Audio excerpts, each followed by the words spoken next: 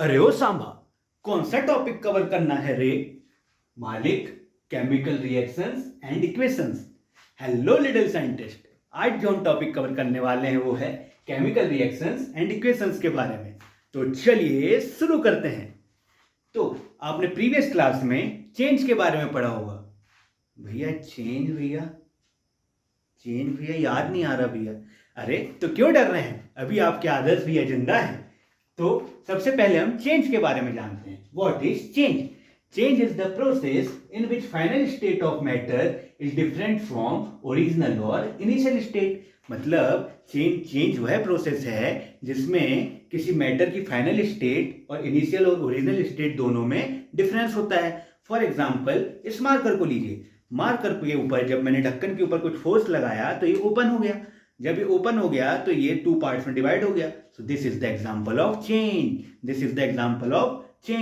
तो ये होता है चेंज। अब चेंज भी टू टाइप्स के होते हैं। First one is physical change and second one is chemical change. तो क्या होता है फिजिकल चेंज वह चेंज होते हैं जो टेम्परेरी होते हैं, जो रिवर्सिबल होते हैं और जिनकी केमिकल प्रॉपर्टीज चेंज नहीं होती हैं। सो this is the characteristics of physical change. अब जानते हैं एग्जाम्पल्स भी है फिजिकल चेंज के। तो एग्जाम्पल जो है फिजिकल चेंज के, फॉर एग्जाम्पल मैं आपको बोलूं कि जाओ एक कंटेनर में वाटर को लो और उसे रेफ्रिजरेटर में रख के आ जाओ। आप बोले भैया ठीक है, हम रख के आ गए। आपने जब उसे रेफ्रिजरेटर में रखा, कुछ देर बाद देखा तो आइस फॉर्म हो गई थी, वहां पे आइस बन गई थी। अब मैं आपको बोलूं कि भैया जाओ और उस आइस को लो और रेफ्रिजरेटर से बाहर रख दो, सराउंडिंग में, इन्वायरमेंट में, ओपन इन्वायरमेंट में बाहर रख दो। तो बोले भैया ठीक है, हम रख दे रहे हैं। आपने जब रखा तो आपने देखा कि उस आइस से वाटर बन चुका था। सो वहां पे केमिकल प्रॉपर्टीज उसकी चेंज नहीं हुई, इसलिए वो क्या है, फिजिकल चेंज है। Melting of ice is a physical change.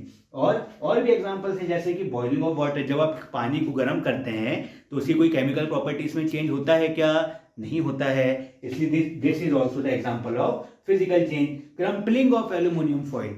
आपकी जब कहीं भी ट्रैवल करते हैं तो आपकी मम्मी क्या करती हैं कि आपको टिफिन बना के देती हैं, बट उस टिफिन के खाने को अच्छा देर तक अच्छा रखने के लिए, खराब ना हो इसलिए मम्मी क्या करती है, एल्यूमिनियम फॉइल में उस खाने को रैप कर देती है। अब मैं बोलूं कि भैया उस एल्यूमिनियम फॉइल को आप कहीं फेंकना नहीं, उस एल्यूमिनियम फॉइल को जो आपने रैप किया है उसको मेरे को बिल्कुल प्लेन करके दे देना। दैट इज पॉसिबल है ना कि आप उसे बिल्कुल सीधा प्लेन करके दे सकते हैं मुझे। So that is also the example of physical change. अब हम सेकेंड चेंज के बारे में पढ़ते हैं, वो है केमिकल चेंज। केमिकल चेंज क्या होते हैं? केमिकल चेंज परमानेंटली हो जाते हैं। एक बार जो चीज हो गई तो हो गई, फिर इरिवर्सिबल है ये रिवर्स नहीं हो सकते। एक बार जो प्रोसेस हो गई तो वो हो गई, फिर आप वो उसको वापस नहीं ला सकते। केमिकल प्रॉपर्टीज इसकी चेंज होती हैं। सो this is the characteristics of chemical change. अब इनके एग्जांपल्स की बात करें, आपके घरों में आपने देखा होगा कि घर में जब आपका घर जब कभी भी बना होगा, जब आप किसी नए घर में शिफ्ट हुए होंगे तो जब वो उसका कंस्ट्रक्शन चलता रहा होगा तो वहाँ आपने देखा होगा रॉड्स रहती हैं, आयरन रॉड्स रहती हैं। तो जब वो शुरुआत में रहती हैं तो बिल्कुल चमचमाती रहती हैं, पर कुछ समय के बाद उसमें जंग लग जाता है। तो rusting of iron is also the example of chemical change. और मैं आपको बोलूँ, साइंटिस्ट जाओ दूध लो और दूध से दही बनाओ। दूध को आप कुछ देर धूप में रख दो, 12 घंटे धूप में, 12 आवर्स के लिए धूप में रख दो और उससे मेरे को दही बना के दे दो। तो बोले भैया ठीक है, दही बन जाएगा बिल्कुल। अब मैंने उससे बोला कि भैया इधर आओ, अब मुझे इस दही में से दूध बना के दो। बोले भैया कैसी बात कर रहे हो, दूध थोड़ा ना बनता है भैया दही से, तो नहीं बनता है। So that is the example of chemical change. और फिर एग्जाम्पल्स हैं बर्निंग ऑफ कोल। अब मैं बोलूँ भैया जाओ साइंटिस्ट, कोयले को लो, कोयले को जला दो, वहां पे कंबसन हो गया, कंबसन की प्रोसेस हो गई। अब मैं बोलूं कि अब उस कोयले से जो ऐश बची है, जो राख बची है, उसको ऐसा एक हाथ में लो और उससे मुझे कोल बना के दे दो। भैया ऐसी बात कर रहे हो भैया, ऐसा थोड़ा ना होता है भैया, नहीं होता है। So that is also the example of chemical change. Cooking of food, खाना जब बनता है, खाना बन रहा है, खाने नहीं जाना है, खाना बन रहा है। तो जब खाना बनता है तो आपने उसमें कंबसन का प्रोसेस होता है, उसमें हीट प्रोवाइड होती है, तो उसमें चेंज हो जाते हैं। अब मैं बोलूं कि उस खाने में से टमाटर अलग कर दो, मिर्ची अलग कर दो, पहले जैसी थी वैसे की वैसी, तो नहीं होता है। That is the example of chemical change. So this is all about change. अब हम अपने नेक्स्ट टॉपिक की तरफ बढ़ते हैं, वो है केमिकल रिएक्शंस के बारे में। तो क्या होती है भैया केमिकल रिएक्शंस?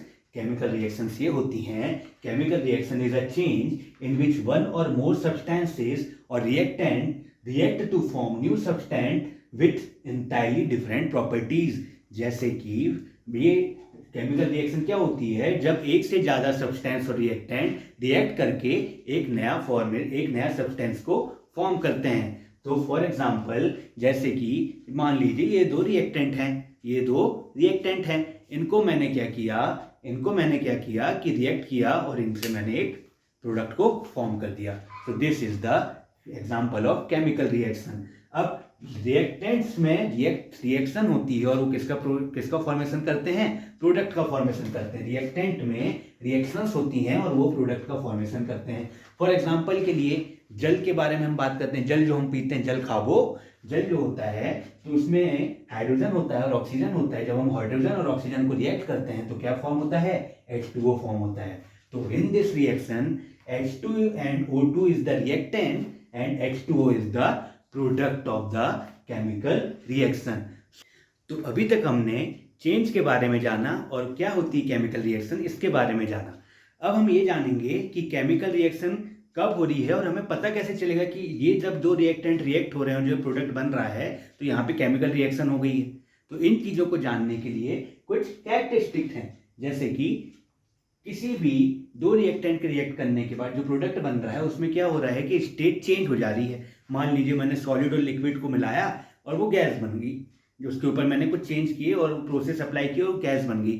तो this is the example of chemical reaction. अब हमने पिछली क्लासों में 3 टाइप की स्टेट के बारे में पढ़ा था, मैटर ऑफ स्टेट के बारे में पढ़ा था। पहली थी सॉलिड, लिक्विड, गैस। बट हमको 10th में एक और स्टेट ऐड करनी है, वो है aqueous. Aqueous is also a type of state. Aqueous कुछ नहीं है, एक्वस वो है कि जब मैंने किसी वाटर में जब किसी कंपाउंड को मिला दिया तो वो एक्वस स्टेट हो जाती है और उसको हम रिप्रेजेंट करते हैं AQ से रिप्रेजेंट करते हैं, सॉलिड को S से रिप्रेजेंट करते हैं, लिक्विड को L से रिप्रेजेंट करते हैं और गैस को G से रिप्रेजेंट करते हैं केमिकल इक्वेशन में। अभी हम जानेंगे कि केमिकल इक्वेशन क्या होती है। तो अब हम बढ़ते हैं आगे अगले कैरेक्टरिस्टिक में, वो है चेंज इन कलर। जब दो रिएक्टेंट रिएक्ट हुए तो उनमें से जो प्रोडक्ट का फॉर्मेशन हुआ उसके बाद उसमें क्या हुआ कि रिएक्टेंट का कुछ कलर था और प्रोडक्ट का कुछ और कलर था। तो यहाँ पे भी हमको पता चलेगा कि यहाँ कोई केमिकल रिएक्शन हुई है। फिर हमने देखा कि अगर किसी केमिकल रिएक्शन में गैस इवॉल्व हो रही है, गैस बाहर निकल रही है, तो वहाँ पे भी केमिकल रिएक्शन हो रही है। अब जब दो रिएक्टेंट आपस में रिएक्ट हुए और प्रोडक्ट बना तो हमने देखा कि वहाँ पे टेम्परेचर में चेंज आ गया कि इनिशियली कुछ और दो रिएक्टेंट का टेम्परेचर था, पर जब वो रिएक्ट हुए तो उनका टेम्परेचर कम हो गया, ज़्यादा हो गया। तो this is also the characteristic of chemical reaction. अब यहाँ पे 2 टाइप की हमको रिएक्शन पढ़नी है, एक होती है एंडोथर्मिक रिएक्शन और दूसरी होती है एक्सोथर्मिक रिएक्शन। सो एंडोथर्मिक रिएक्शन कुछ नहीं है, एंडो मतलब अंदर, एनर्जी इज एब्जॉर्ब। एनर्जी जब एंडोथर्मिक रिएक्शन में क्या होता है कि एनर्जी जो होती है रिएक्टेंट की, जब वो दो रिएक्ट करते हैं तो एनर्जी उसके बाद जो प्रोडक्ट बनता है उसमें एब्जॉर्ब होती है, बाहर से एनर्जी हमको देनी पड़ती है।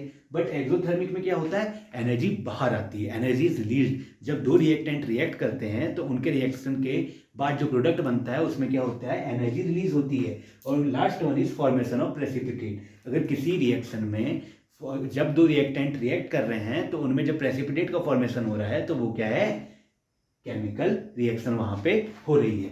सो this is all about identification of chemical reaction कि किसी दो रिएक्टेंट जब रिएक्ट कर रहे हैं तो उनमें केमिकल रिएक्शन हो रही है कि नहीं, ये जानने के लिए हमको ये 5 चीज़ों को चेक करना पड़ेगा कि अगर उसकी स्टेट चेंज हो रही है, कलर चेंज हो रहा है, गैस इवॉल्व हो रही है, टेम्परेचर में चेंज आ रहा है या फिर प्रेसिपिटेट का फॉर्मेशन हो रहा है। सो हम ऐसे केमिकल रिएक्शंस को आइडेंटिफाई कर सकते हैं।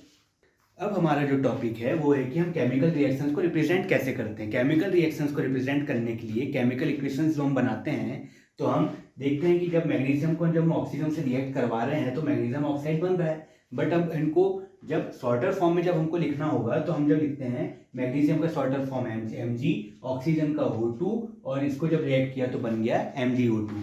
तो आपने प्रीवियस क्लास में आपने एक चार्ट पढ़ा होगा तो जो अभी आपकी स्क्रीन में शो हो रहा है, जिसमें आपने देखा होगा कि नेम ऑफ आयन यहाँ पे दिख रहे हैं। फिर वहाँ पे उसके आगे आपको सिंबल नज़र आ रहे हैं, सिंबल के ऊपर कुछ आपको पॉजिटिव और माइनस के सामने कुछ वैल्यूज़ नज़र आ रही हैं, तो वो कुछ नहीं है, वो उनकी वैलेंसीज। हमने वैलेंसी के बारे में पढ़ा था प्रीवियस क्लासेस में। तो जैसे कि जो पहला आयन हमको दिख रहा है, जो मेटेलिक आयन, जो मेटेलिक आयन्स हम देख रहे हैं, सोडियम, सोडियम में हमने देख रहे हैं सोडियम का शॉर्टर फॉर्म Na के ऊपर उसकी वैलेंसी 1 है, तो इसलिए पॉजिटिव का साइन लगा हुआ है। पोटेशियम भी सेम वैसे ही, सिल्वर भी वैसे ही, कॉपर भी वहाँ पे हम देख रहे हैं वैसे ही पुट किया गया है, पॉजिटिव एक 1 वैलेंसी होती है उसकी, ठीक है। मैग्नीशियम, फिर कैल्शियम, जिंक, आयरन और कॉपर, इनकी वैलेंसी 2+ हमको दिख रही है, ठीक है। फिर एल्यूमिनियम, आयरन, इन सब की वैलेंसी क्या है, 3+ दिख रहा है हमको, 3, ठीक है।